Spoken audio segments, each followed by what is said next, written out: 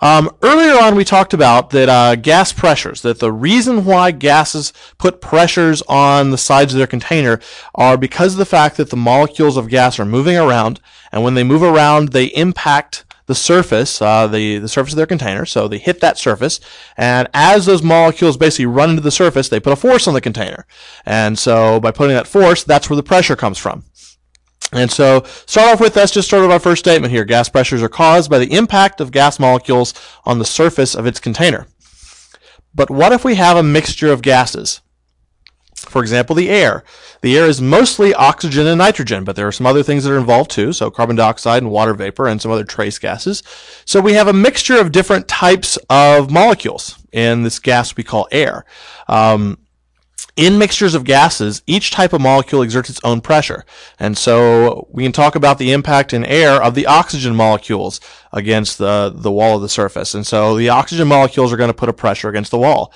And then the nitrogen molecules are going to run into the wall and put a pressure on that. And so each of these types of molecules that exerts its own pressure, this type of pressure is called the partial pressure. And so we could talk about in a container of air, the partial pressure due to oxygen or the partial pressure due to nitrogen, or so on and so forth. The way it ends up working, though, is that each of these different types of gas in a mixture of gases, each contributes its own pressure, and so the total pressure then is going to be simply the sum of the partial pressures. And so we sort of got that down at the bottom here, that the total pressure on a gas is equal to the sum of the partial pressures. So if I have gas 1, 2, and 3 here, plus some other various gases out here, that the partial pressure of the first gas plus the partial pressure of the second gas plus the partial pressure of the third gas plus the partial pressure of what other gases are remaining, if we add those pressures up, we're going to get the total pressure on the gas. And so that's basically how partial pressure works. And we discussed that a little bit sort of earlier on in the year. So let's take a look at how we might apply this. So suppose we have a mixture of nitrogen and oxygen gas.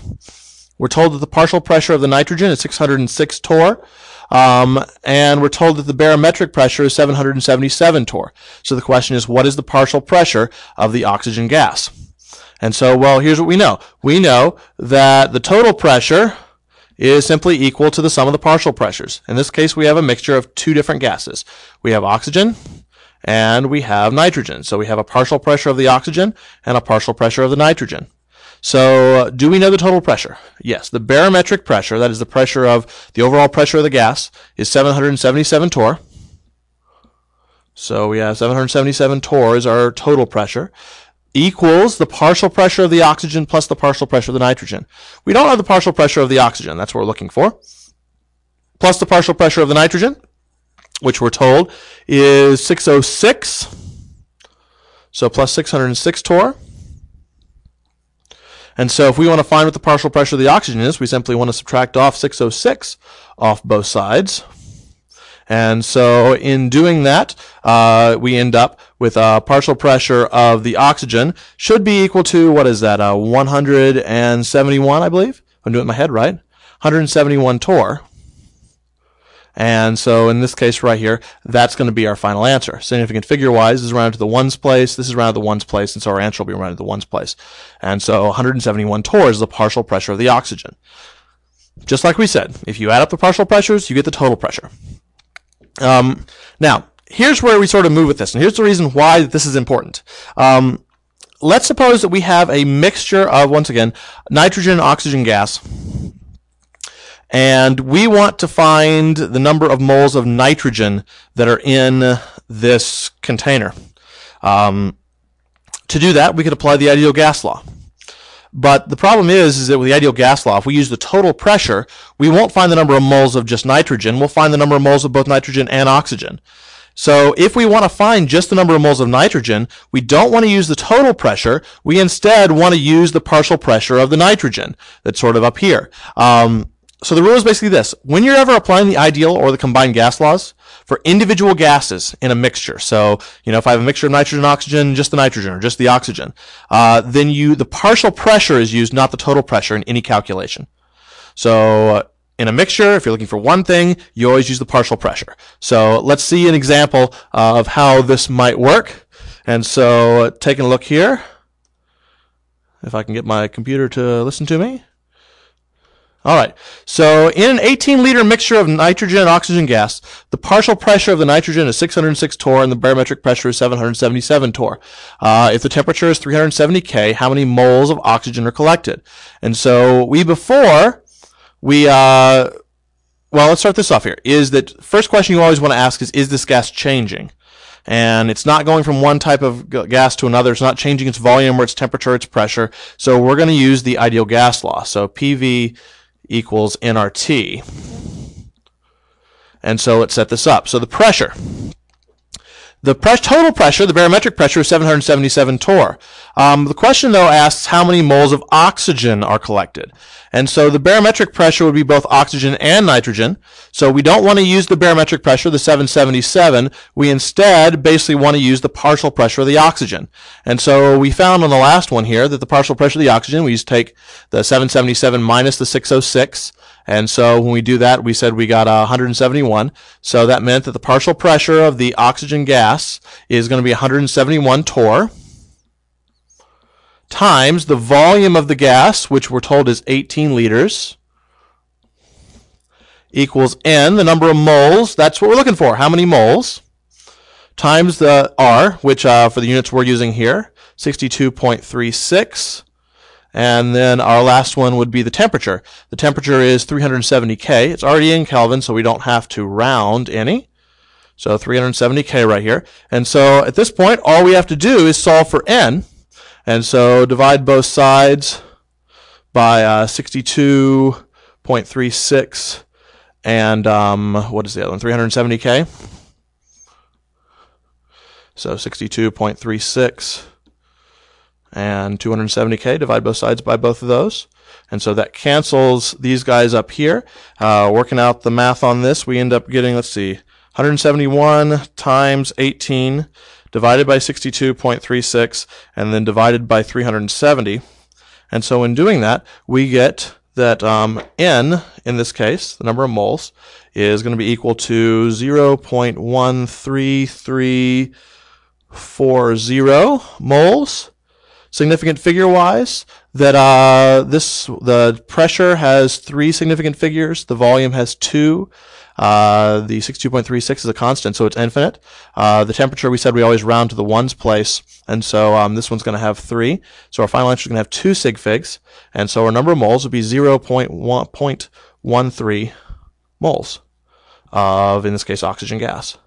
And so that's how you go about using the partial pressure in order to find the number of moles of one of the types of gases in a mixture. So that's sort of what we've got with that. So onward we go. Let's say we have a case like this. A reaction occurs in a sealed, flexible container of argon, which releases 0.35 moles of hydrogen.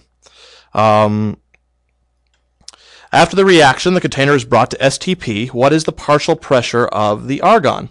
So in this case right here is that the container is brought to STP. So there is sort of a change in the gas, but we're not told anything about what the original conditions were. We don't know when the reaction happened, what the pressure, the temperature, the volume is. All we really know about what we've got here is that we had 0.35 moles of hydrogen. And so we're looking for the partial pressure of the argon. And so we know this, that the total pressure is equal to the partial pressures. In this case, there'd be a partial pressure of hydrogen plus the partial pressure of the argon. And so let's see what we know. We know the container is brought to STP. If it's brought to STP, that means the total pressure has to be 760 torr. And this would equal the partial pressure of the hydrogen, which it doesn't say what that is. That's hydrogen, plus the partial pressure of the argon, which is what we're looking for. So we're still sort of, we got one piece here, but we got to find what that partial pressure of the hydrogen is. And so we know the number of moles of hydrogen. And so to find the pressure of hydrogen, we're going to have to go ahead and set up our equation. Since we're not changing, as we said, or at least we don't know anything about what the previous was, the only one we can use then is going to be the ideal gas law. So we have PV equals nRT. And so the pressure, do we know the pressure of the hydrogen to start with? We really don't. And so that's just going to be our pressure here. What about the volume? Do we know that? We actually don't here. So let's take a look at what we got. Looks like then I forgot to put in what the volume of this container is, and so let's go ahead and say that a sealed flexible container of, let's say right here that it's 2.2 liters. That'll make this so this is actually doable. We couldn't do the problem otherwise, and so we'll say so the volume in here is 2.2 liters equals N, the number of moles. We know the number of moles of hydrogen. It's 0.35 times R, which is 62.36, and then times the temperature, which he said is brought to STP, and so that would be 273.15. If I can fit this in. Woo, it's close. Okay, and so now to solve for pressure, we're going to divide both sides by 2.2.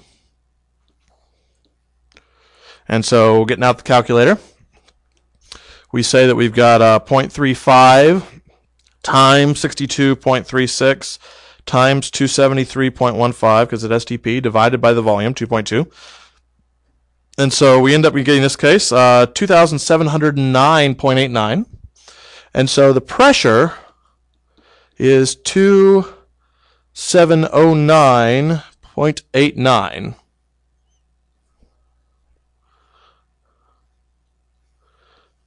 And the unit here is going to be in torr,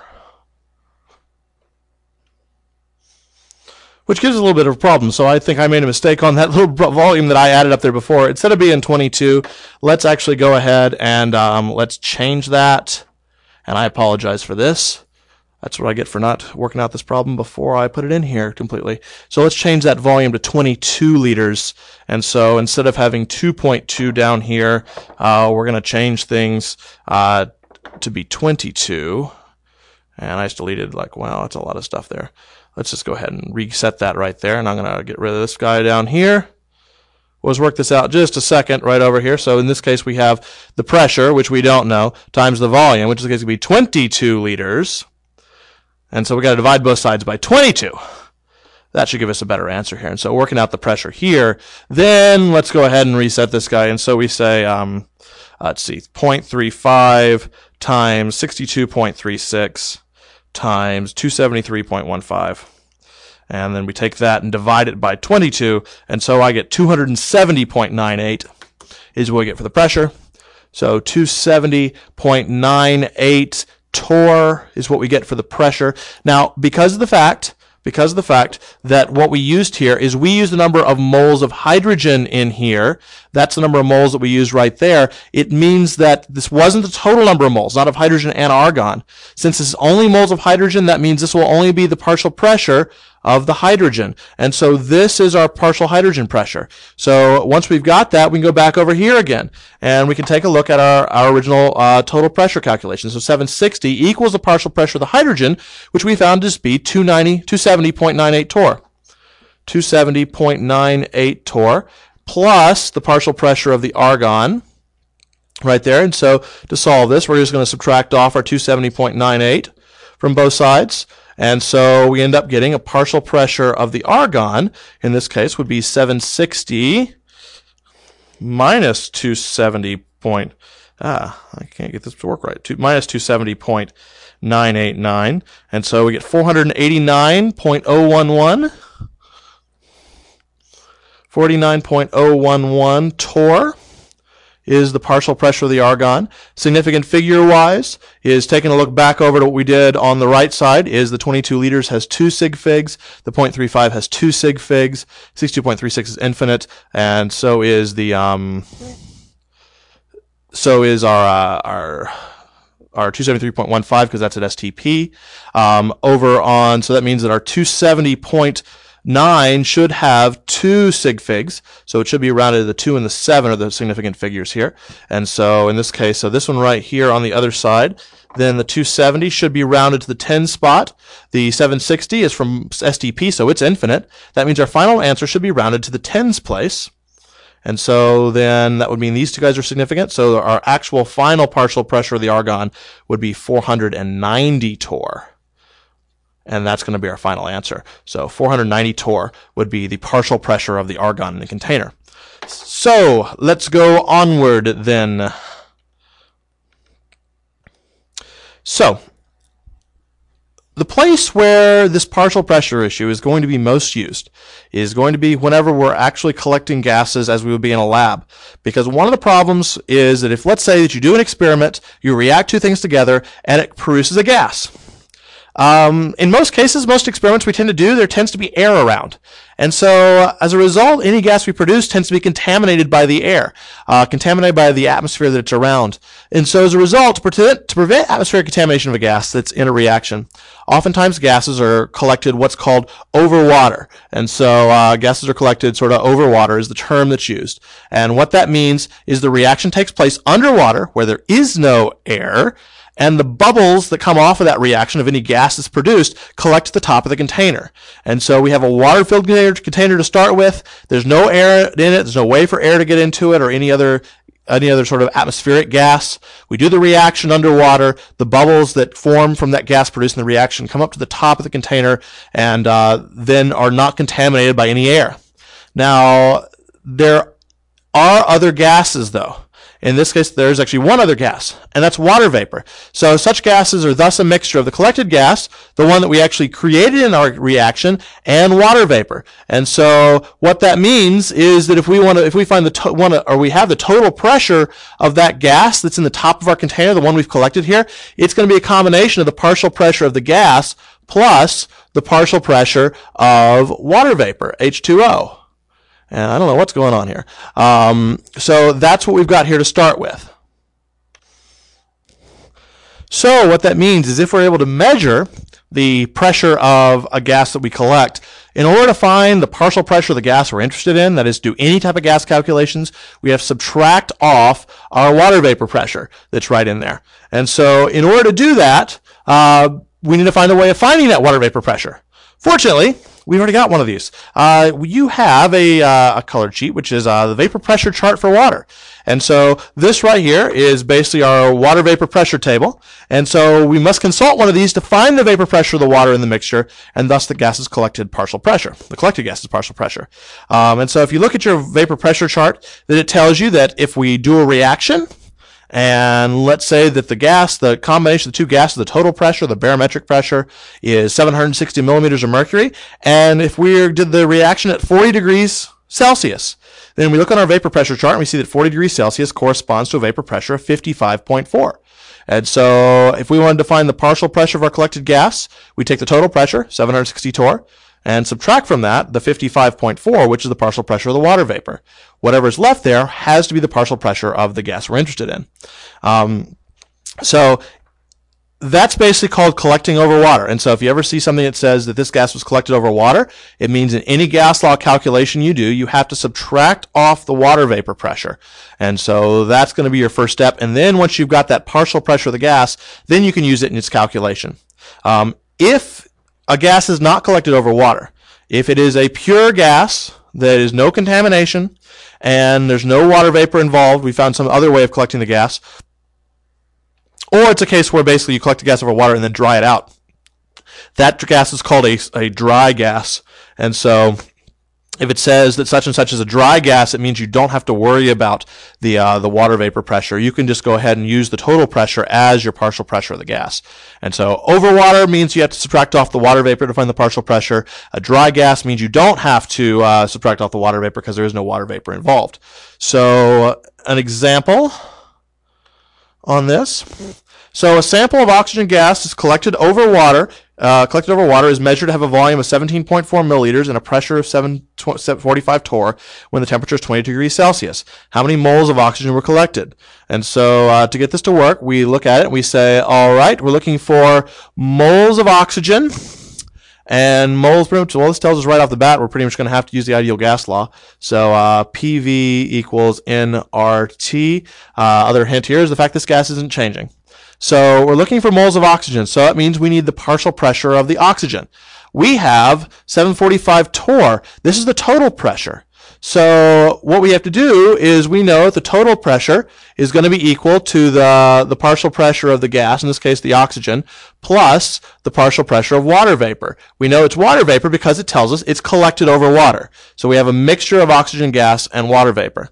The total pressure is 745 torr. The partial pressure of the gas is what we're looking for. and we're going to add this to the partial pressure of the water vapor. Well, how do we know what the partial pressure of the water vapor is? Well, in this case, we're told that the temperature is 22 degrees C, and so if the temperature is 22 degrees C, then we look at our vapor pressure chart. Actually, just for the purposes of doing this, once again, I'm going to make a little change to my problem. And so let's say instead of being 22 degrees C, let's say temperature is going to be 20 degrees C, just to make this a little bit easier here. And so the temperature is 20 degrees C. We look at our vapor pressure chart, and we see that at 20 degrees C, that the vapor pressure is 17.5 for oxygen. And so that means we'll go ahead and we'll say that the water vapor pressure is 17.5 torr. And so to find what our partial pressure of the oxygen gas is, we'd say the 745, the total pressure, minus the partial pressure, 17.5, and we get a partial pressure of the water vapor, sorry, not partial pressure of the water vapor, partial pressure of the gas, the oxygen gas, is going to be 727.5 torr. So down here we say our pressure we're going to use is going to have to be 727.5 torr, because torr is the unit we want to use here, times the volume. Do we know the volume here? It's measured to have a volume of 17.4 milliliters. Now, the problem we run into here is if we are in milliliters, that to use the R as 62.36, we have to be in liters, and so we have to convert this from milliliters to liters. And so to do that, normally what we do is we go ahead and set up our table, and so we'd say 17.4 milliliters, set up the table here. We go from milliliters to liters, and what we know is that there are, in 1 milliliter is 0.01, I think that's right. Nope, 0.001 liters. And so we'd say 17.4 times 0.001 liters. We end up with, this case, a volume of 0.0174 liters. Okay, we got that there because that cancels off milliliters and leaves us only with liters. Equals the number of moles, which is what we're looking for, times R. Since we have torr and liters here, it'll be to 62.336 times the temperature, which is 20 degrees C now. And so we add that to 273.15, and so we end up getting 293.15 Kelvin, because it has to be in Kelvin for this. So to solve for N, we're going to divide both sides by 62.36 and 293.15, and we'll say the same thing. I'll draw an arrow over here. Same thing over here, so I have to rewrite it here. And so to do this, we'd say the partial pressure of the oxygen, 727.5, times the volume, 0.0174, divided by 62.36, and then divided by 293.15. And so in so doing, we find that the number of moles here is going to be, I get 6.92446 times 10 to the negative fourth moles. You might have gotten 0.0006294. It's the same thing. Significant figure-wise, let's take a look. That our pressure, 727.5, we'll have to look back at our original values here. 745 has 3 right over here, so this guy has 3. The water vapor pressure has 3. We're adding these, so we got to look at the places. 745 is rounded to the ones place. 17.5 is rounded to the tenths place, so our final answer here should be rounded to the ones place. So this will have 3 significant figures, and so this should have 3. Our volume is 17.4, which just has 17.4, which just has 3 significant figures. Our 62.36 is exact. 293.15, we had a temperature that was rounded to the ones place, so this should be rounded to the ones place as well, so it has 3. And so that means our final answer should have 3 sig figs. And so our final answer here, the number of moles, is going to be 6.92 times 10 to the negative fourth moles of oxygen gas. And so that is how you go about figuring that out. All right, so that's how you do that.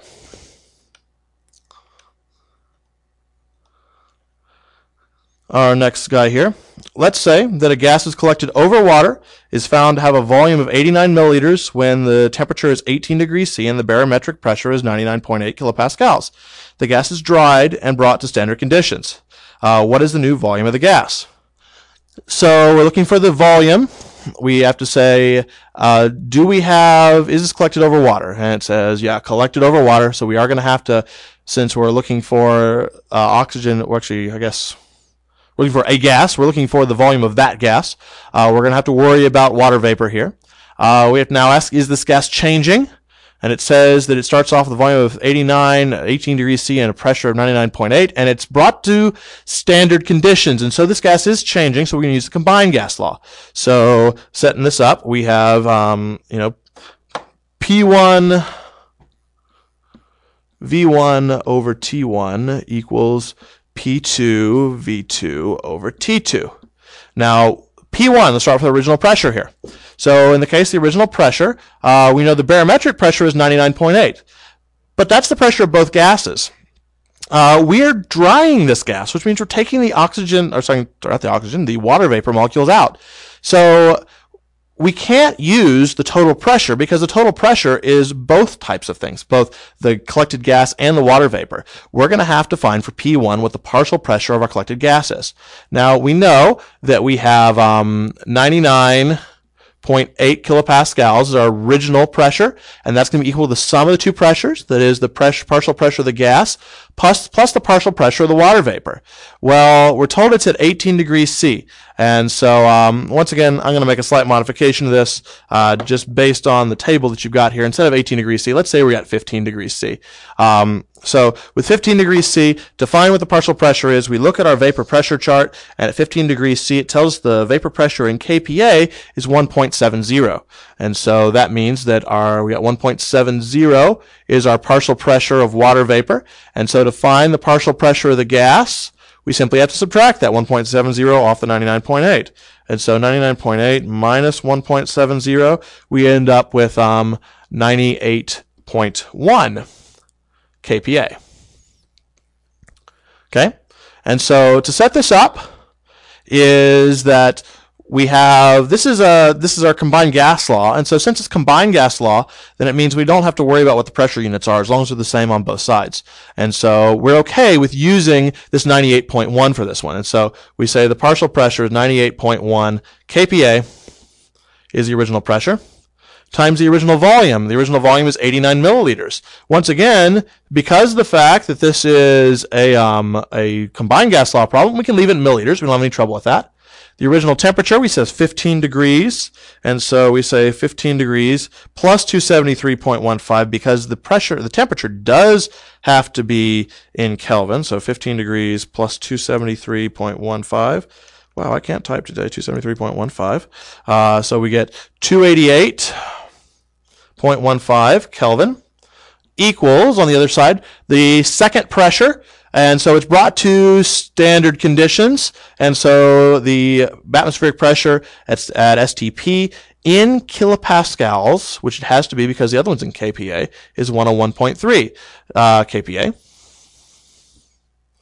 Times the volume afterwards, which we don't know. That's what we're looking for. That's V2. It will have to be in milliliters because our other guy's in milliliters, but we don't know what it is right now. Then the temperature, standard conditions, is 273.15. All right, Kelvin. And so our units match up. We got kPa on both sides. We have Kelvin on both sides, and the volume will come out in milliliters. And so to get this to work, we're going to go ahead and solve for V2 by cross-multiplying. We take the 273.15, multiply it up to the top here, the 101.3 kPa, bring it down to the bottom to divide by. And so when we do that, to find our total volume, V2, we'd say 98.1, which is the volume of the partial pressure of the gas, times 89 milliliters times 273.15 because we brought that up to the top, divided by 288.15 Kelvin, and then divided by 101.3 because we had divided that off by cross multiplying. And so by doing this, we end up with a total volume, V2, of 81.7 milliliters. Significant figure-wise, let's take a look at what we've got. We started off, in this case, with original pressure was, let's see, where'd it go here? 99.8 kilopascals, so 3 significant figures. So 3 sig figs right up here, right into the ones place. The tenths place.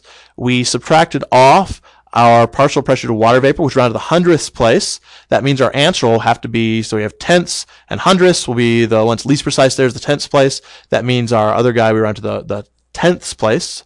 So this has 3 significant figures. 89 milliliters has 2. 288.15. We added on 15 degrees up here, and so that's round to the ones place. So this I'll go to the ones place. So that has 3 significant figures. 101.3 is STP. That's exact because that's defined. 273.15, that's STP. That's exact and defined.